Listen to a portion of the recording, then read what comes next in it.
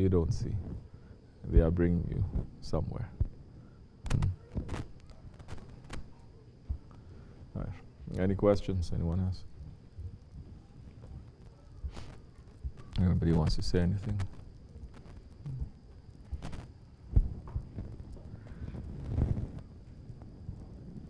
Yes, listen. And then we were reading Sheikh and Isabat, and he was saying that Ismail alayhi salam was more happy than his father that they were going to do this action of the sacrifice. And I'm asking that. And Sheikh, he's saying that you have to learn to be both Hazrat Ibrahim's role and Hazrat Ismail's role. And usually in the Eid, the imams and other masjids, they talk about Hazrat Ibrahim. I'm asking if you can explain more that what was Hazrat Ismail's feeling and what was his understanding at that age that he was being more happy than his father. Bismillah ar-Rahman ar-Rahim. The awliya Allah is saying, they were speaking to each other and they are saying, who is more merciful? Or who is the one that is what? More merciful. More obedient, more the one who is sacrificing, more the one who's feeling the pain. Hazrat Ibrahim or Hazrat Ismail?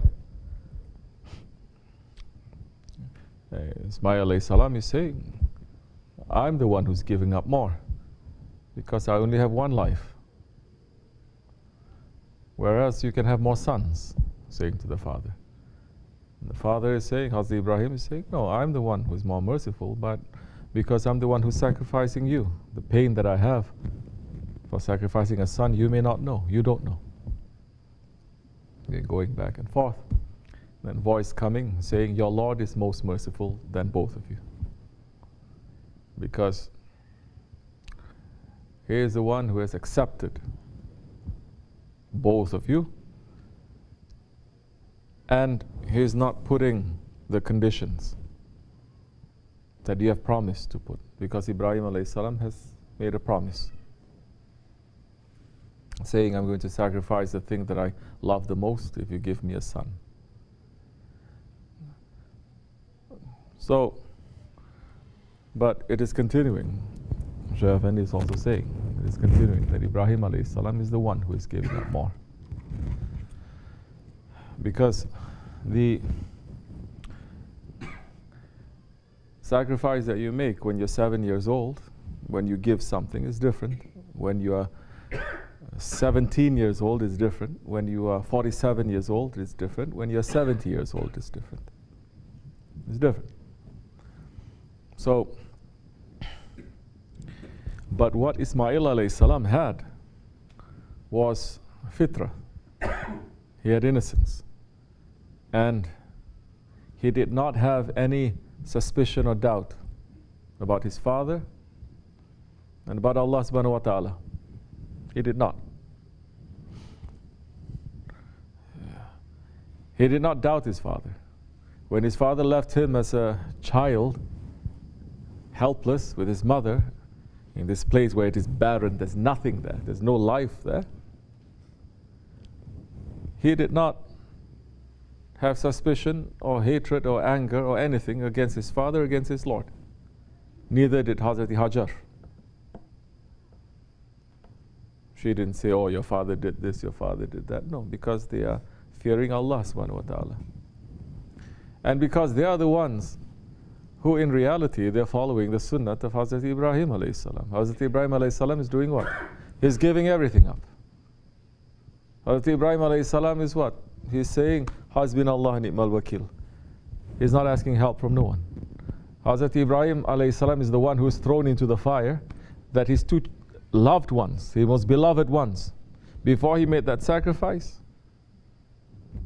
he already sacrificed them. Right? Before he made the sacrifice, he already sacrificed them. Before he sacrificed Ismail alayhi salam, he already put his wife, his beloved first son, Ismail alayhi salam. Understanding that under any normal condition, they're going to die there. There's not even any water. But because of that Hasbinallah ni'mal wakil, la hawla wa la quwwata illa billahi al-azim, that his son Ismail alayhi salam inherits from his father, that as a baby hitting the ground and the water of Zamzam coming out. There's not too many prophets that they made miracles when they are children. Not too many. In fact, it's only a handful. Only a handful. Hazrat Isa alayhi salam is one of them. The Prophet alayhi salam is one of them. Ismail alayhi salam is one of them. That with his foot, he struck and the water came out. That was because him and his mother, they trusted in Allah subhanahu wa ta'ala. And Allah is the one who is going to provide. They're not looking for anyone else. Allah is the one who's going to provide. Yeah. And so, this is similar to the life of the Holy Prophet ﷺ. That when he was born, before he was born, his father was taken away from him. So that he understood. And he was living by Hasbinallah ni'mal wakil. The angels, they were crying in paradises, begging Allah, saying, why did you take the father of your most beloved one? Now he's going to grow up without any protector, without any father, without any help. Because in those days it's very important to have a father. Today nobody understands, because they're all coming from mixed up lineage. Those who have fathers, the fathers not behaving like fathers do. And Allah subhanahu wa ta'ala is saying to the angels, because I want that one, my Habib, he is only for me and I'm for him. There's no one now between us. And he's going to ask help directly from me. And the way that he's going to submit and love, he's going to do that. And he's going to teach his nation how to be like that towards me, towards the people whom I love. So, this is understanding now from the angle of Ismail alayhi salam. And whatever that he had to go through, Hazrat Ismail alayhi salam, again, he grew up without a father, didn't he? Ibrahim alayhi salam would come maybe once a year to visit. He was not even allowed to step off, to get off his horse, to step on the ground, to see his wife and his child. He was not allowed that. That was not allowed for him. The only time that he did it properly was when he built the Kaaba. And when he built the Kaaba, he brought his wife, Hazrat Sarah also, and they prayed all together, and they prayed for their nation and the nation of the Prophet ﷺ until Judgment Day. Us, we included in that prayer. The Salawatul Ibrahimiyya, when we are asking Allah to bless Ibrahim alayhi salam and his children, to bless the Prophet ﷺ and his lineage, that is coming from that time. One of our prayers that we do, nobody is really knowing, every Fajr that we are doing, it is coming from that time, from Hazrat Ibrahim alayhi salam. Allahumma aslih ummati Muhammad, Allahumma arhamti Muhammad, Allahumma afir ummati Muhammad. What else? Allahumma faz, Allahumma astur ummati Muhammad. That is Hazrat Ibrahim alayhi salam's prayer at that time when they finished building the Kaaba. So years later, when Ismail alayhi salam, he married, and the father came, and seeing one woman there, saying, have you seen Ismail? And I say, oh, he's somewhere, hunting somewhere. Father's looking.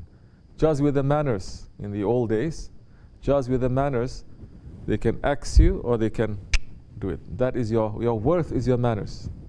Your nobility is your manners. Your honor is your manners. It is not how much you know. It is not how much rank you have. It is your manners. How many more sohbats we have to give about manners, importance of manners. I'll say it's not there. I said, do you have anything to eat, anything to drink? He never even bring enough for us. You think we have for you? That one is saying.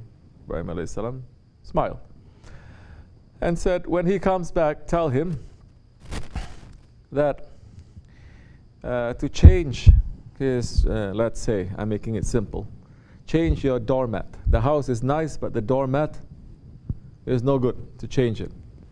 He said, okay, she's saying. So he left. Ismail alayhi salam, from afar, he saw the light of his father into his house, racing, coming down, saying to his wife, who was here? I don't know, some old man was here. He didn't even get off his horse. Did you invite him in? Why want to invite him in? Okay, he understood, and he said, did he give any message? He says, yeah, he said, your house is nice, but your doormat, you have to change it. Then he understood. He says, yes, that means I have to divorce you. You're no good. Because what is there? Ismail alayhi salam has to pass the light of the Holy Prophet alayhi to his wife. This regardless whether he love her, don't love her, this beautiful, no. This is about passing the light. Passing the light of the Prophet ﷺ, passing the light of Islam, passing the light of the nobility of Habibullah. You think it's really limited? No, it's not. If Muslims are just going to understand this, that their marriage is about passing that light, passing the light of Islam, they're going to be more careful who they're going to choose, not according to the ego now. So he did. Some time passed. Ibrahim alayhi salam came and came to the house, seeing this different woman that is there, nice face, is coming, and he says, Assalamu alaikum, alaikum salam. Before he could ask anything, she said, oh, my father, won't you please come down? I can wash your hands, I can wash your feet. You must be very tired. He smiled and he said, I cannot come down. I'm here to see my son, Ismail. He said, oh, that's my husband. Please, father, come down. He says, no, I cannot. He said, because I'm saying I made a promise, I cannot. I said, then, because at that time they were living around the Kaaba. And she's saying, then step on this stone. That time you will not step on the earth. You are keeping your promise. Step on this stone. I can wash your feet. I can bring you food. So he liked that. I mean, showing she's very intelligent, that one. So she brought him some stone and he stepped on it, and the stone became very soft, like clay. And he was putting his feet, and his mark is still there, his imprint is still there up till today. That is a Maqam al-Ibrahim that is around the Kaaba. She washed his hands, his feet, gave him something, they speak a little bit. He left. Before he left, he said, tell my son, I like the house, the doormat is very good also. So he left. Ismail alayhi salam smelt his father, came down, was very happy with his wife, saying, I'm blessing now, both of you. Because now you have a work, you have a job. Your job is to continue now this good lineage. Not too long ago, Muslims were very concerned about that too. They were very concerned about their lineage. They were also very concerned about, especially about how the women are. Choosing someone who is able to pass now properly, because as we know, what they say in English, the hand that rocks the cradle can do what? You don't know nothing. You don't go to school, huh? Ivy Leaguers, I have so many around me. Huh? The one who rocks the hand that rocks the cradle can shake the whole world. You know what that means?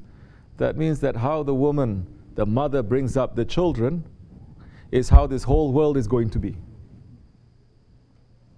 Yeah, they were very concerned. It's not so much you go to good school, you don't go to good school. These days people go to school for shaitanic reasons anyway. So, it was important. We have to look at it that way. But we've lost all these different traditions. May Allah, inshallah Rahman, accept our remembrance of these holy days, our remembrance of His holy ones. And although we cannot come close to what they had given up for their Lord, the blessings that they have received, we're asking because of our love for our Shaykh and for them, that will be included in their prayers, inshallah. That in this Akhir Zaman, we are not running in these holy days and nights after our ego and after this world, but we are asking that Allah turn this world back to its proper way, the proper direction, to bring back the compass to this world. Asking Allah to bring back the proper rulers and to have the real people to come to rule over us, and all our negative characteristics, everything to finish, inshallah. Asking Allah for protection against the fitna of Dajjal. We're asking Allah for forgiveness in this holy night for everything that we have done, everything that we are doing, and everything that we're about to do. We're asking for forgiveness for everything that is happening in this world that we are directly or indirectly responsible for the sake of the one who is the mercy to the universes, for the sake of those ones who love him, for the sake of our Shaykh, inshallah. Al-Fatiha. Assalamu alaikum.